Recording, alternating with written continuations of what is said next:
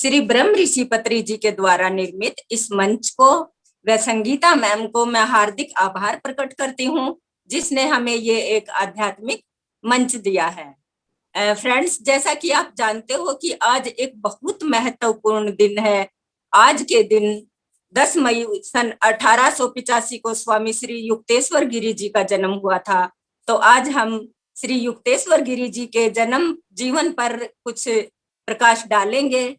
तो मैं मोनिका जी को आमंत्रित करती हूँ और निवेदन करती हूँ कि वो आके अपने मुखारविंद से कुछ शब्द श्री युक्तेश्वर गिरी जी को समर्पित करें। धन्यवाद विशेष मैम।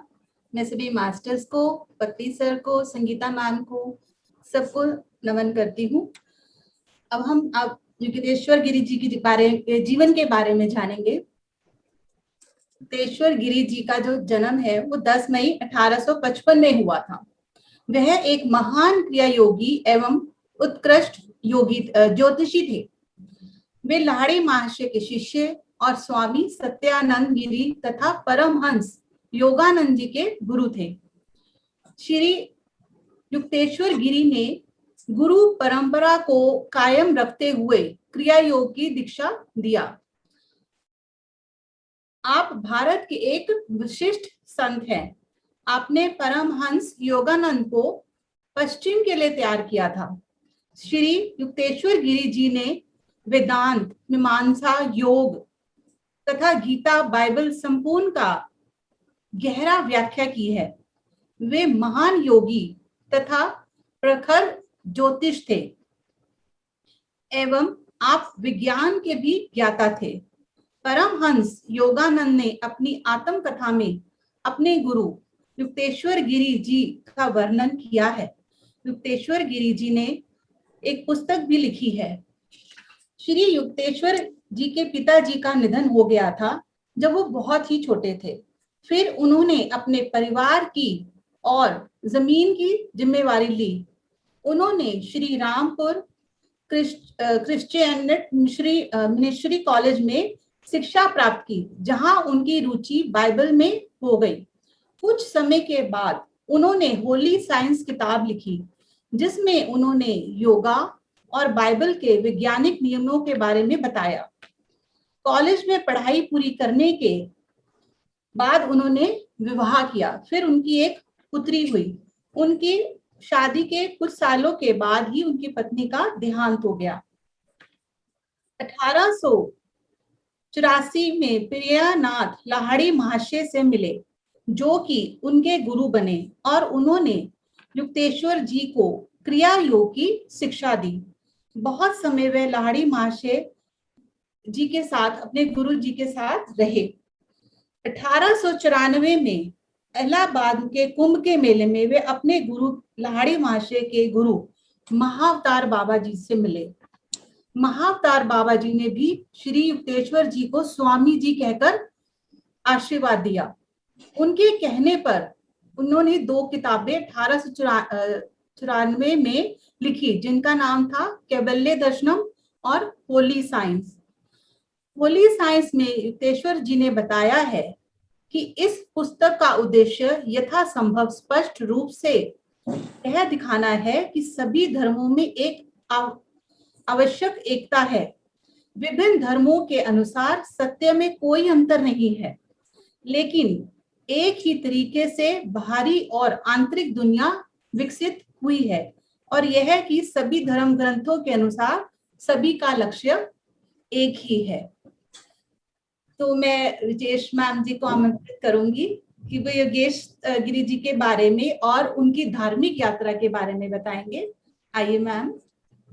थैंक यू मोनिका जी। आपने स्वामी श्री युक्तेश्वर गिरी जी के जीवन का बहुत सुंदर शब्दों में वर्णन किया है, और इस वर्णन को सुनकर मेरे मन में विचार आ रहे थे कि जो ये संत होते हैं, ये जनहित के लिए ही जन्म लेते हैं और हम जैसे लोगों के उद्धार के लिए ही इस दुनिया में आते हैं। तो मुझे संत मत में एक लाइन, मैंने 2 पंक्तियां पढ़ी थी कि संत ना होते जगत में तो जल मरता संसार। वो बिल्कुल स्ट्रिक्ट लग रही है।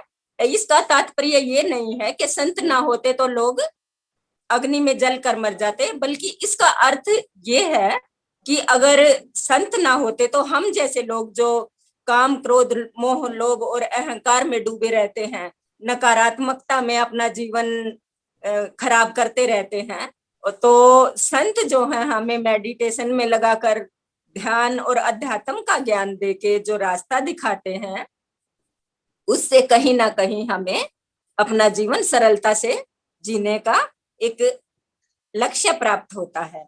तो बहुत अच्छा लगा मोनिका जी। और देखो कितना संघर्ष में जीवन रहा श्री युक्तेश्वर गिरी जी का। बाल्यकाल से ही सारी जमीन जायदाद की भी सारी जिम्मेवारी इनके सिर पर थी, और विवाह भी नाम मात्र कुछ एक वर्षों में ही उनकी पत्नी भी दिवंगत हो गई।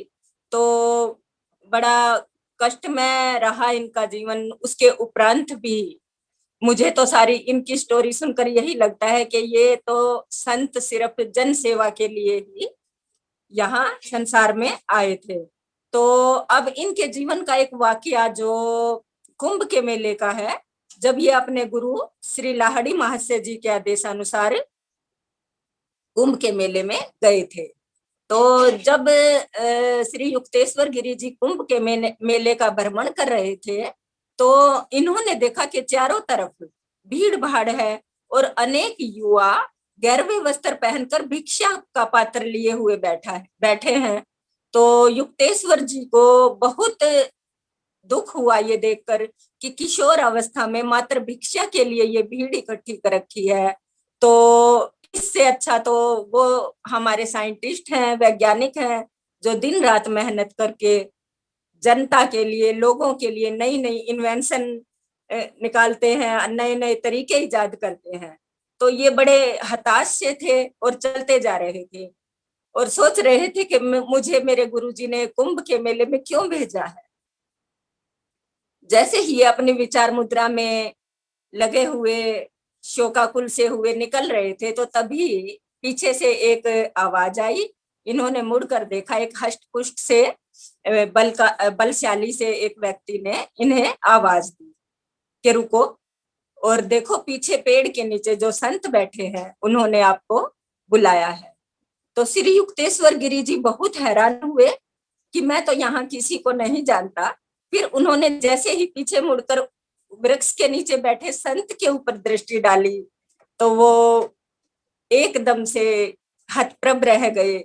उन संत के मुख पे एक इतना तेजोमयी प्रकाश नजर आ रहा था कि ये रुक नहीं सके, और श्री बाबा श्री महाअवतार जी थे वो, तो उनकी तरफ चलते रहे। बिल्कुल अनजान होते हुए भी वो अनजान नहीं लग रहे थे, और उनके चेहरे में युक्तेश्वर गिरी जी को अपने गुरु के शक्ल दिखाई दे रही थी, उनका ही रूप दिखाई दे रहा था। तो ये उनके पास पहुंचे और हाथ जोड़कर उन्हें नमन किया।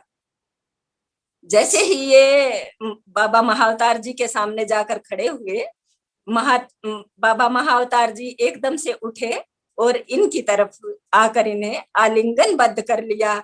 बड़े प्यार से इन्हें कहा, स्वामी जी आइए, आपका स्वागत है। तो तुरंत युक्तेश्वर गिरी जी ने जवाब दिया कि महाशय जी, मैं स्वामी नहीं हूँ। तो क्योंकि ये बाबा जी को नहीं जानते थे, महाअवतार बाबा जी को, तो इन्होंने कहा कि मैं स्वामी नहीं हूँ। तो तुरंत बाबा महाअवतार जी ने कहा कि बेटा, उस प्रभु ने मेरी वाणी द्वारा जो संबोधन आपके लिए निकाला है वो कभी व्यर्थ नहीं हो सकता।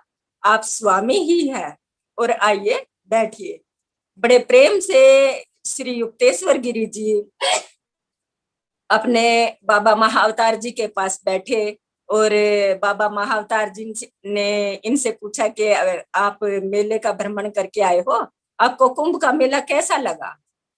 तो युक्तेश्वर जी तो बहुत निराश से हताश से थे ही। तो इन्होंने कहा कि महाराज, मैं इस मेले को देखकर काफी निराश सा हो गया था। फिर तुरंत उन्होंने अपनी वाणी को परिवर्तित करके कहा, जब तक आपके दर्शन नहीं हुए थे। तो बाबा महाअवतार जी तो इनके मनोभाव को समझ ही गए थे। तो उन्होंने इन्हें कहा कि बेटा, जिस प्रकार रेत में मिली चीनी को चींटियां ग्रहण कर लेती हैं, वो रेत को नहीं अनदेखा करके मात्र चीनी के कणों को उठा लेती है। इसी प्रकार आप नकारात्मकता को नजरअंदाज करके और पॉजिटिविटी को, सकारात्मकता को देखा करो। कोई बात नहीं है, हर जगह सिर्फ निरुद्देश्य या नकारात्मक चीजें नहीं होती हैं, वहां कुछ सार्थक चीजें भी होती हैं। तो इसके उपरांत बाबा महाअवतार जी ने श्री युक्तेश्वर गिरी जी से पूछा कि बेटा लाहड़ी महाशय जी कैसे हैं, उनके बारे में पूछा, उनका हालचाल पूछा। तो ये बड़े हैरान थे कि ये कैसे जानते हैं कि मेरे गुरु लाहड़ी महाशय हैं। तो मन में अपने विचारों को दबाए हुए इन्होंने कुछ सवालों का जवाब दिया और बाबा महाअवतार जी ने कहा कि बेटा आपको एक पुस्तक लिखनी है जो अपने हिंदू ग्रंथों के साथ बाइबिल का भी समावेश उसमें होना चाहिए। तो इन्होंने उनका आदेश शिरोधार्य किया। फिर महाअवतार बाबा जी ने कहा कि बेटा जब आपकी पुस्तक पूरी हो जाएगी तो मैं आपसे पुनः मिलूंगा। तो इतनी बात करके श्री युक्तेश्वर गिरी जी उनसे इजाजत लेकर निकल पड़े और तुरंत जब अपने गुरु के पास पहुंचे तो उन्होंने अपनी ये सारी बातें शेयर की उनसे कि इस प्रकार मुझे एक संत मिले थे वहां पे और उन्होंने आपके बारे में पूछा और मुझे पुस्तक लिखने का एक आदेश दिया है। तो श्री लाहड़ी महाशय जी मंद मंद मुस्कुरा रहे थे और युक्तेश्वर गिरी जी से कहा कि क्या आप नहीं जानते कि वो कौन थे? फिर स्वयं ही जवाब दिया कि शायद बाबा महाअवतार जी नहीं चाहते थे कि आप उस वक्त उनको पहचानो। तो जब इन्हें पता चला कि वो बाबा महाअवतार जी थे और इन्हें स्वामी की उपाधि भी कुंभ के मेले में बाबा महाअवतार द्वारा ही प्राप्त हुई, तो ये बहुत ही आनंदमय और अपने आप को सौभाग्यवान समझा इन्होंने।